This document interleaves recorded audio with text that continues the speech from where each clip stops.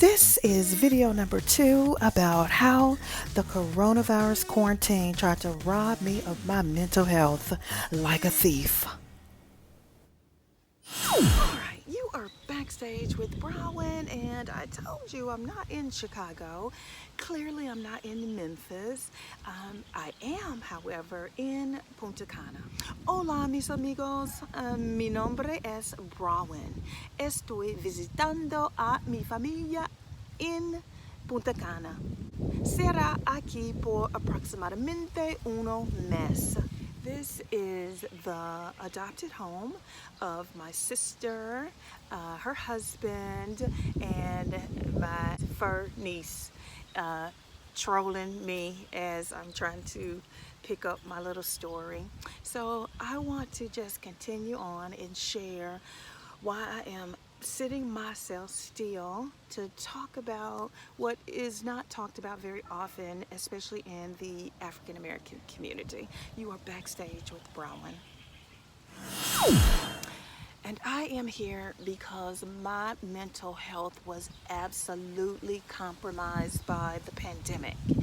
It took me a little while to realize it, and honestly, I didn't even really want to accept it. Like, mentally, I'm strong. Going into the pandemic, I was in a very good place. You know, health-wise, mentally, I felt like I had a lot to look forward to. I was looking forward to relaunching my YouTube channel, and then all of that just came crashing down around me. And at first, it was nothing. It was like, this is just gonna be a quick bump in the road. But it wasn't a quick bump in the road. It was a big bump in the road, and it left me feeling unsettled and absolutely adrift. And when I say my mental health was completely compromised, I'm not even kidding. Now, some of you will say, oh, wait, this girl is so dramatic. You would not be wrong, but I'm not exaggerating.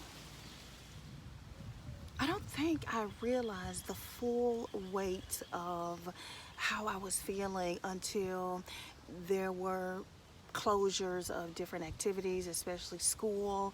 I'm retired, so I really socially was thriving being a mentor. So I'm a mentor with the Grizzlies Foundation, and in addition to that, I am a mentor for an amazing organization in Memphis called Light, which is Let's Innovate Through Education. I am for real the kind of girl who can fill her schedule in a socialite manner. I know that sounds funny, but it's the truth. I was in a for real routine. What sundress am I gonna wear? And what do I want to make sure to impart today?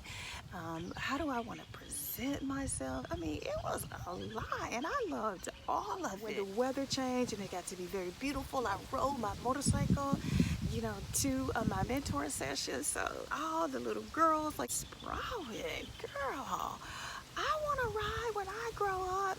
That was what I was looking for. That was what fed my spirit, right? Then the pandemic took that away. What was I supposed to do? What was I supposed to do? So the first part of my undoing was when I learned that I could no longer mentor in person. The more my social life collapsed, the more disconnected I became. And by the time I realized that it was happening, I was really in the thick of it. Stay connected to someone that you trust. So during the pandemic, I was given some very good advice. Take care of yourself, get plenty of sleep, and most importantly, talk to other people. Okay? You're backstage with Brawin. These mentoring activities provided me with a very important social outlet because the other mentors are extremely successful and fun. So there was a lot of social interaction, and I personally need that. right? So when that went away, oh, like I told you, that was the beginning of my undoing. I all of a sudden had all this time on my hands, all this time that I had to figure out how to feel. And I'm not kidding you when I say I did a very poor job of figuring out how to pivot, not just in my creative life with my YouTube channel, but also in every other aspect of my life, including my personal life. Death, loss of income, isolation, all of those areas contributed to a mental health crisis for a lot of people, including myself. Perhaps I didn't have to worry about my income, or I wasn't worried about food. I wasn't worried about those type of issues, but that doesn't mean that my mental health wasn't impacted. It absolutely was.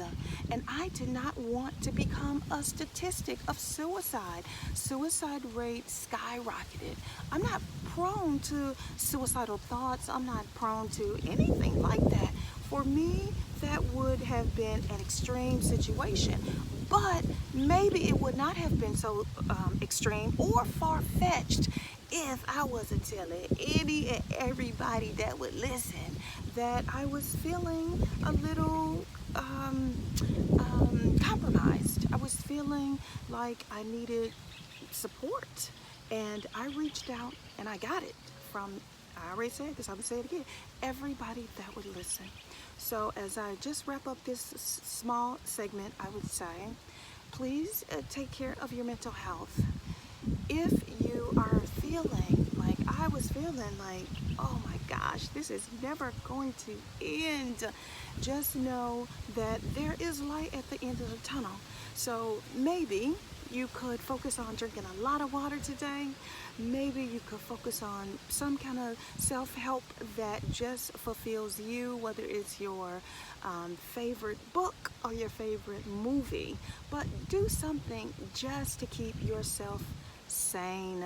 You are backstage with Brawin in Punta Cana. And please stay tuned as I continue my story about how quarantine tried to rob me of my mental health. And if you enjoyed our time together, please be sure to like, share, and subscribe.